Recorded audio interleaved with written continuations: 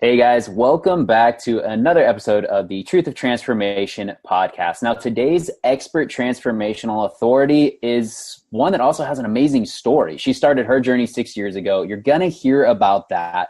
But on top of that, what's really unique and what I think you're going to be able to take a lot away from is that she is a licensed clinical social worker, a nutritional therapy consultant, a parent educator, mom of three, works with people that have trauma from the past, autoimmune disorders, and on top of that, does some outdoor psychotherapy, which I think is really fascinating and I want to ask her about. Let alone, she's done 21 Spartan races. Yes, 21. So we're going to be finding out some more about that. And the line that I absolutely love that I couldn't resist pulling off her website is, I bring my authentic self and let the work evolve as I have. That's truly a powerful line. Megan, welcome to the show. Hi, thanks for having me. Well, absolutely. So the first thing, I just got to have you just tell us your story. You said 6 years ago, you started this thing, started losing weight, started getting in shape. So kind of expand on that. Tell us how it all began. Let's see. I think I say that my health and fitness journey started 6 years ago. I definitely had dabbled in losing weight and being an athlete before that. I was a college athlete. I played multiple sports in college, loved it. Was always very active. Grad school was rough, so I did not do any sports really until midway through, where I found myself at about 210 pounds and unhealthy, not active. Found some kind of cheap and easy ways to lose weight, horrible calorie restriction, and unsustainable weight loss, but lost some weight. Well, all came back. Not a lot of mental work was put into that. Fast forward, had 3 beautiful kids and really enjoyed my phase of motherhood. And then about 6 years ago, when my youngest was finally done breastfeeding, I wasn't having any more babies. It just was time to kind of have my body back to myself again.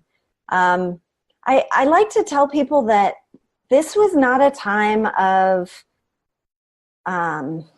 anger or upset or being disappointed in my body or anything like that. I was definitely overweight. I was sitting at that point about 195 pounds. I'm 5'8".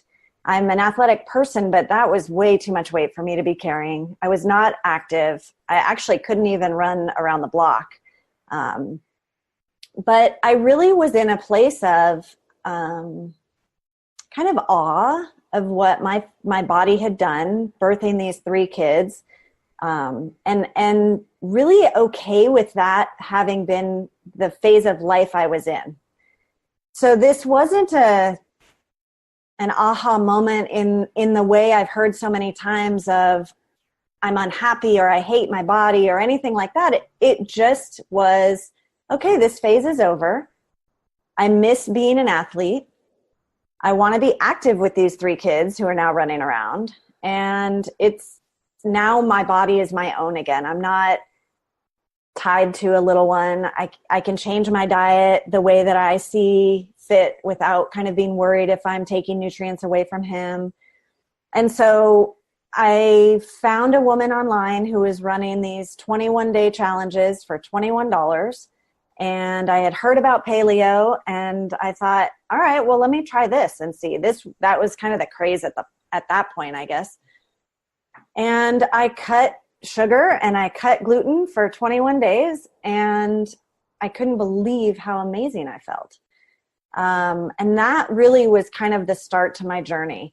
And somehow that 21-day challenge of having somebody virtually check in with me over email, give me workouts every couple days that I was doing at home with no equipment. I was, making my way around the block. It really, that was the start of everything. I think the biggest piece for me was reconnecting to myself and who I am,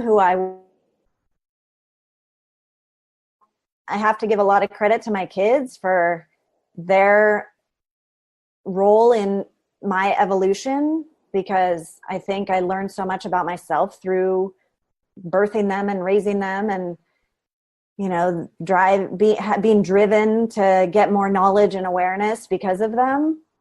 So,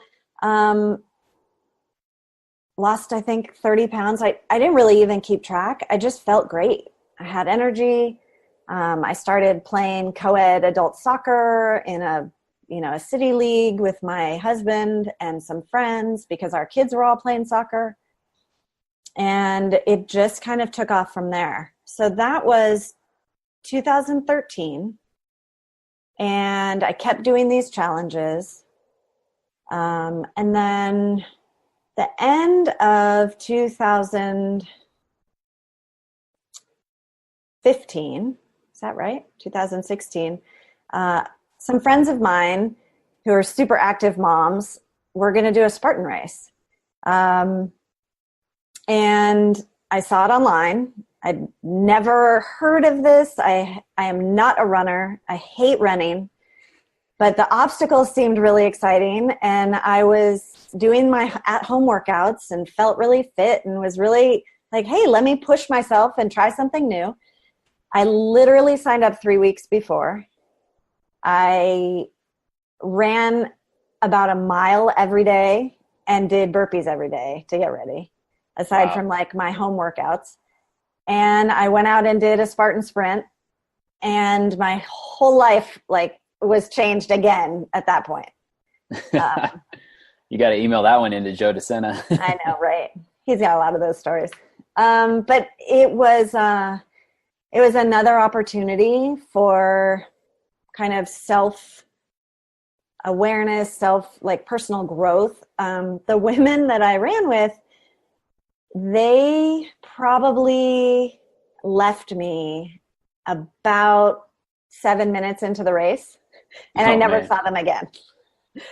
And I was really okay with it. And I spent the 3 hours that I was on the course just reveling in the amazingness of being out there and being in my body and enjoying my strength and trying new things and pushing myself through. And I finished and was happier than ever. And my kids even saw me at the end, and my husband and kids were waiting, and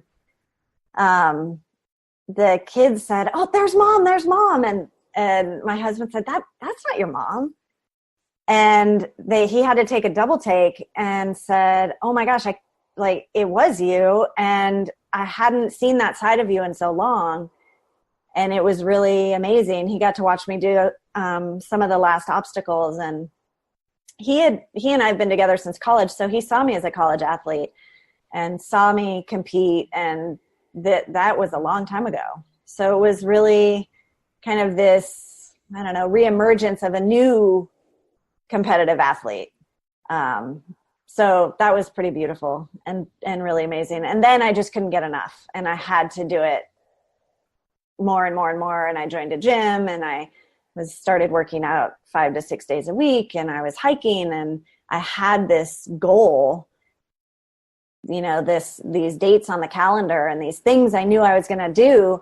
And it just was the perfect push, and it kept my diet straight, and it kept me in the gym, and I was getting stronger and stronger and building community and bringing more people to race with me, and really became something I was incorporating into the work I was doing with clients, therapy clients, because they were watching my transformation. Sometimes I'd come into sessions straight from the gym and worried that I wasn't being professional. And yet then I would hear from my clients, "It's so awesome to see you come in and know that you're making time for the gym and working, and we know your mom." So it really it's permeated all facets of my life. So that's been a big, big, huge piece. That's really cool. Yeah. And I think that's the authentic piece. And that's why I connected so much with that line. Yeah. And so I kept hearing kind of this resurfacing that you kept saying in so many different pieces. And I really want you to expand upon it. You talked about just appreciating your body and what it had been through and could do as a mom. And that was a phase of life. And I love that, because there's different seasons, there's different phases. Right. So often we feel like we have to be everything at all times for everyone in all capacities.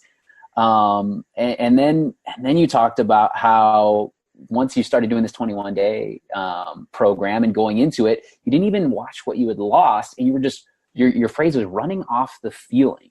Right. And this feeling of being really good, and then getting into the athletics and stuff and the team sports, and it was just like you were back to playing again. So it's this constant feeling and play and understanding that that's what life is, and not even anything, and just letting Spartan Races kind of pull you forward.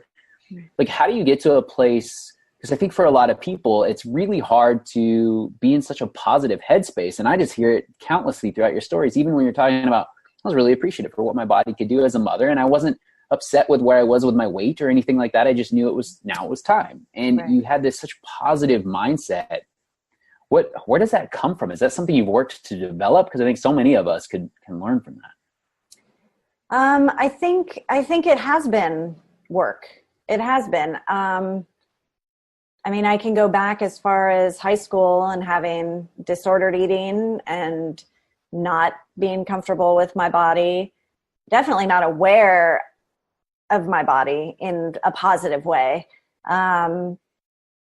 Grad school, gaining so much weight and being uncomfortable. That was a period, I would say, that I was not, that I was disappointed in myself and disappointed in my body, and kind of felt guilt for having put my body through such a big weight gain and not taking care of myself. Knowing now I didn't have the capacity to, all that was going on during grad school and the stress of it, and being in a social work graduate program, you're forced also to look at your own stuff and your own story, and, be aware of what that is, because you're now becoming a therapist. So, you've got to know your shit before you can go and help other people, one would hope.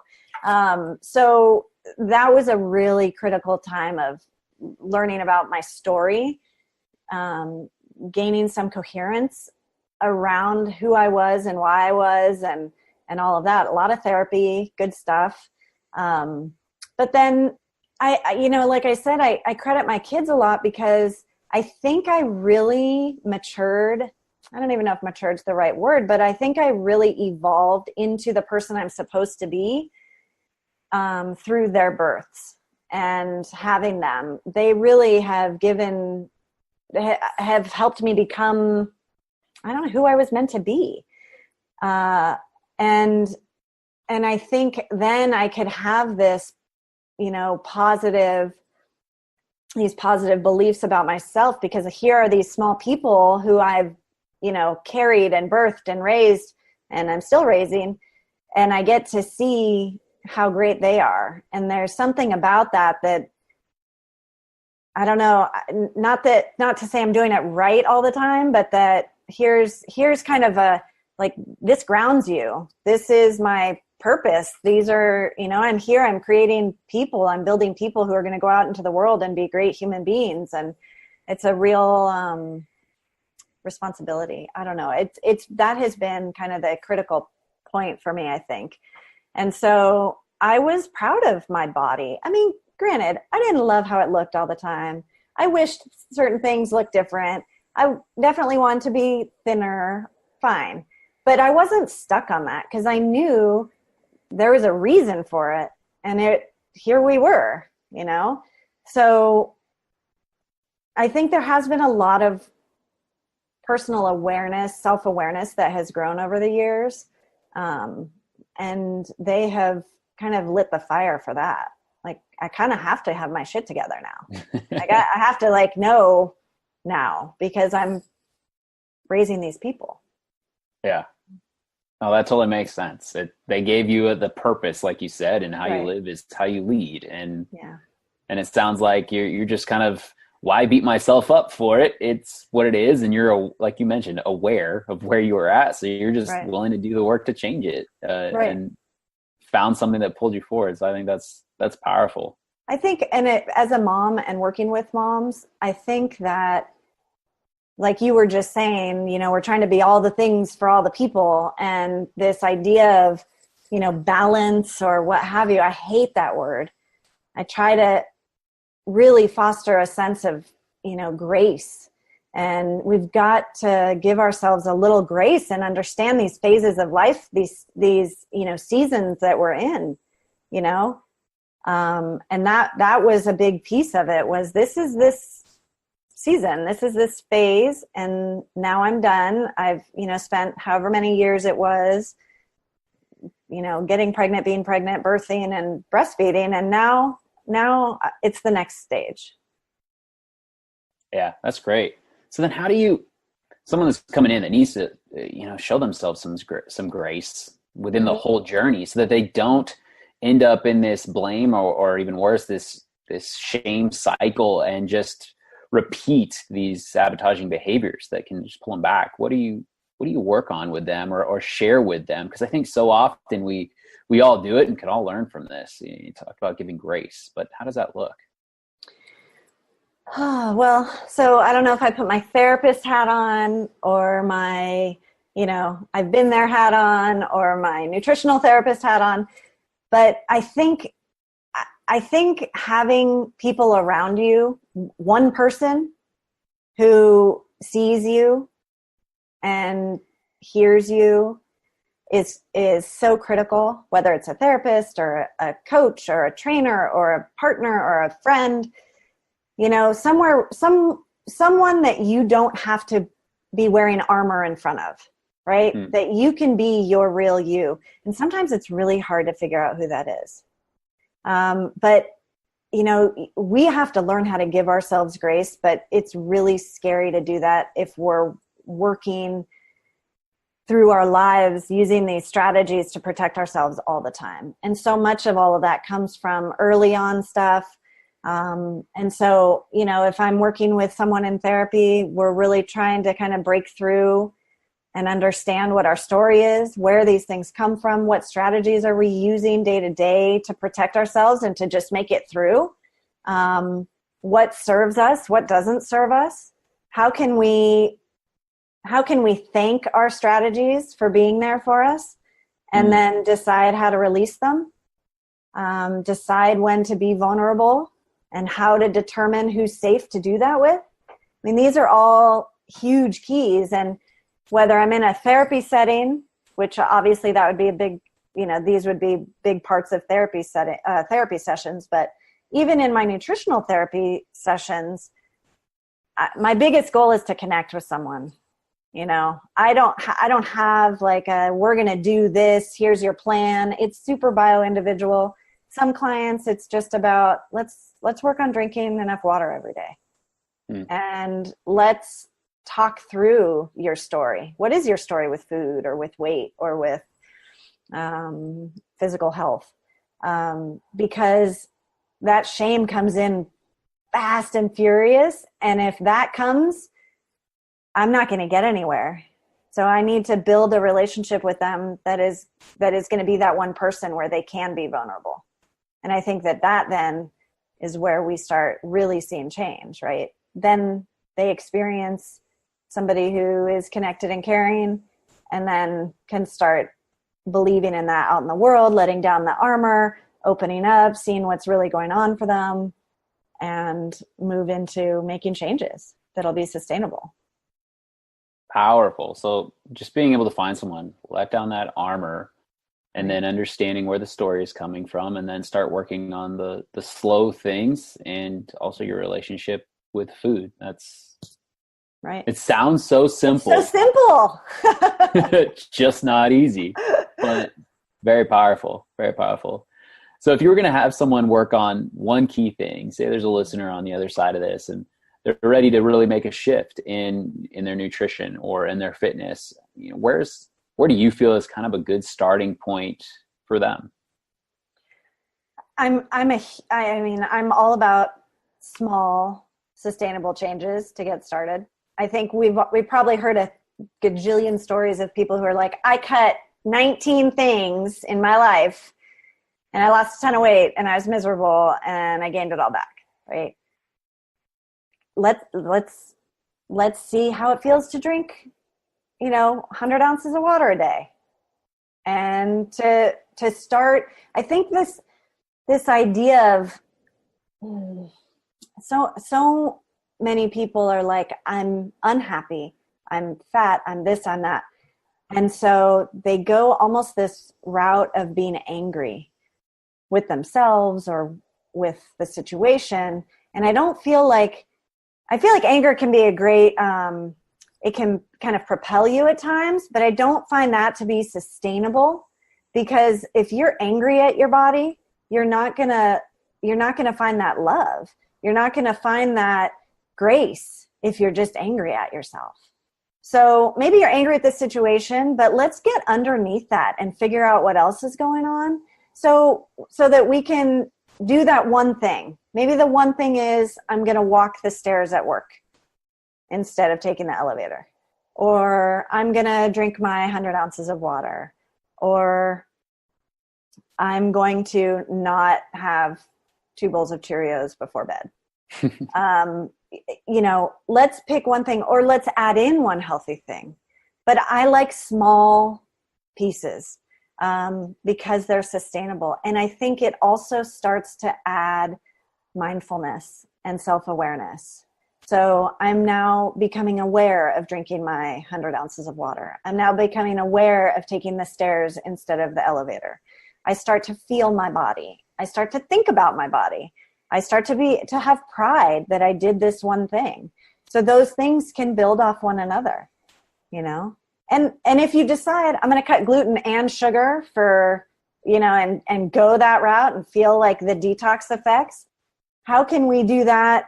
And, do we need to back off a little?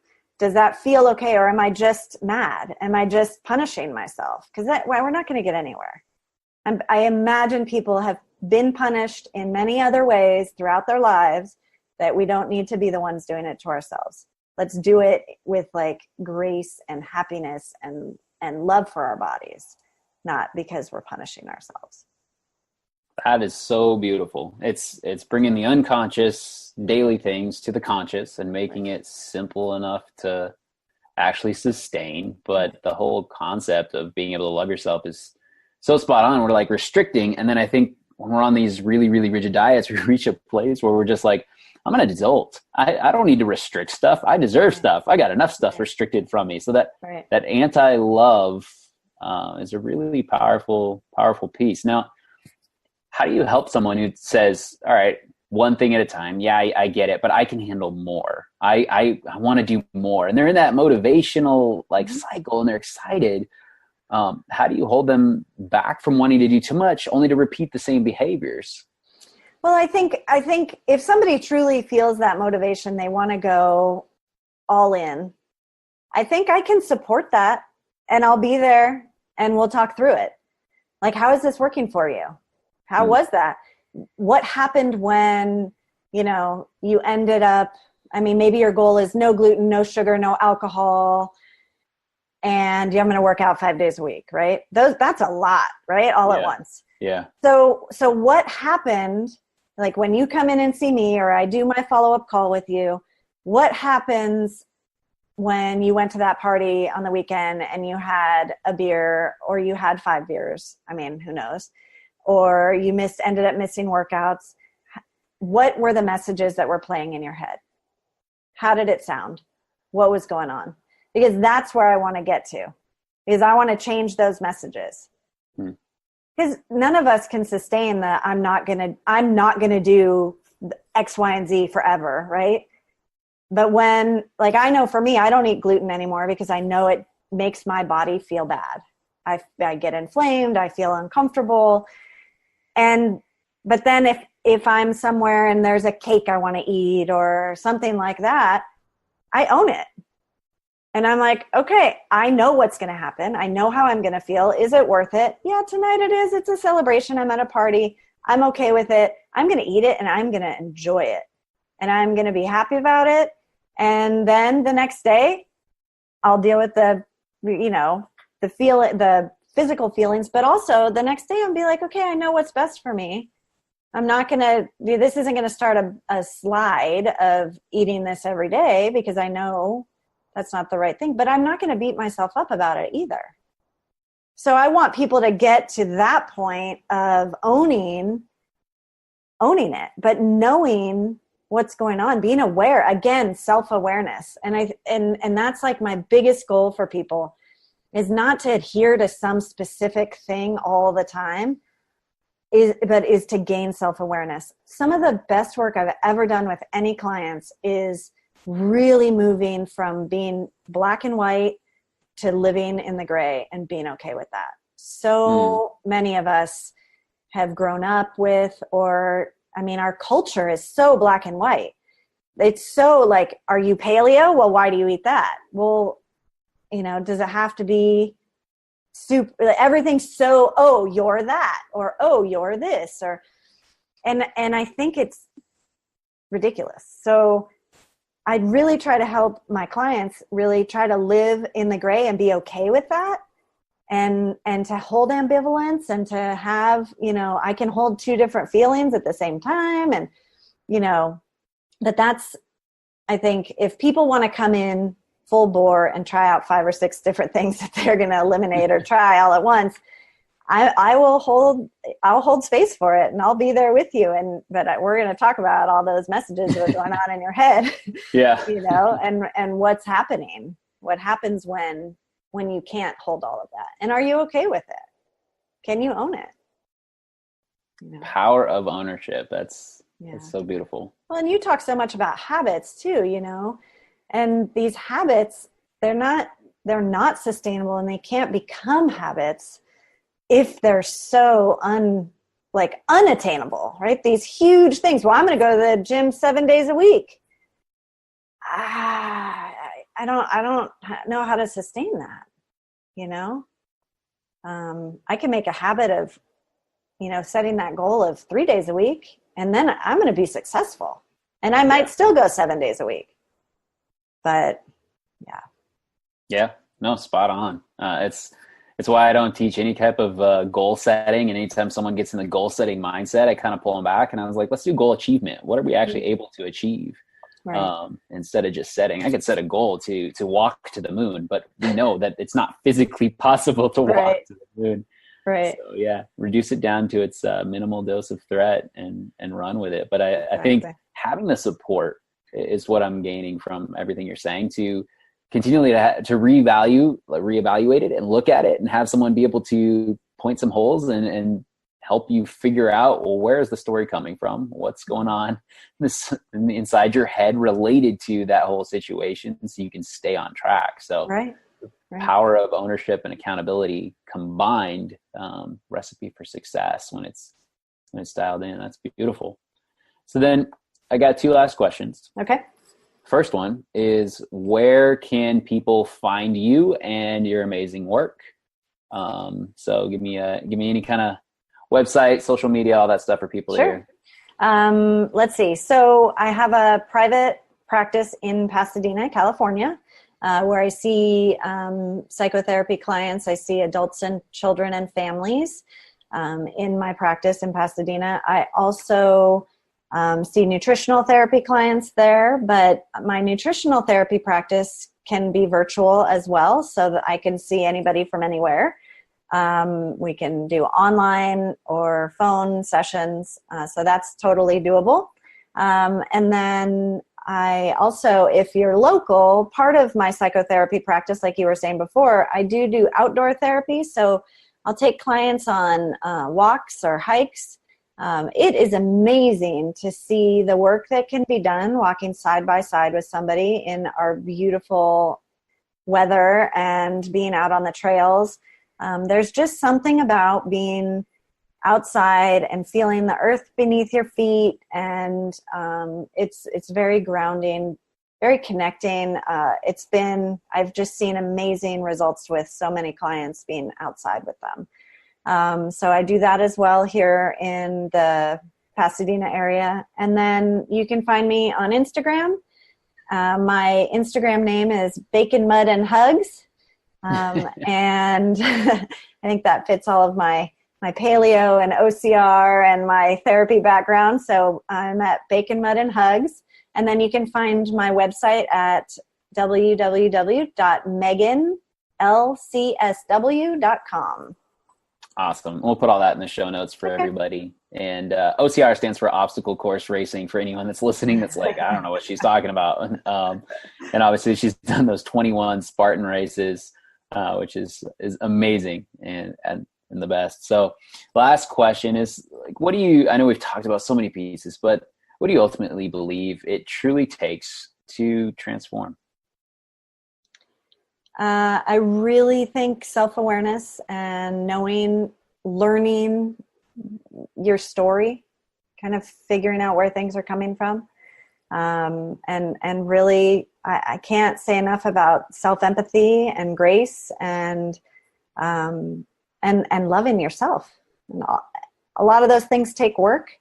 That's a big transformation in and of itself, but I think those are the biggest keys. Wonderful. So I'm taking away, learn to be to gain as much self-awareness as possible, and then to learn to live in the gray. Yeah. I love that line. And in the mud sometimes too. And in the mud while you're eating some bacon, having a great time. So good, Megan. So greatly appreciate this. And I know the viewers listeners definitely can too. So we'll put all your stuff in the show notes so they can definitely find you, follow you, and take away some more wonderful insights from all that you have to offer. Great. Thank you. Appreciate it. All right, my friends, thanks again for listening to another great episode. Now, I do have one request. If you know of someone that's got a amazing success story, or if you know of a transformational coach or transformation authority figure with insights and lessons that need to be shared, we'd love to talk to any of these people.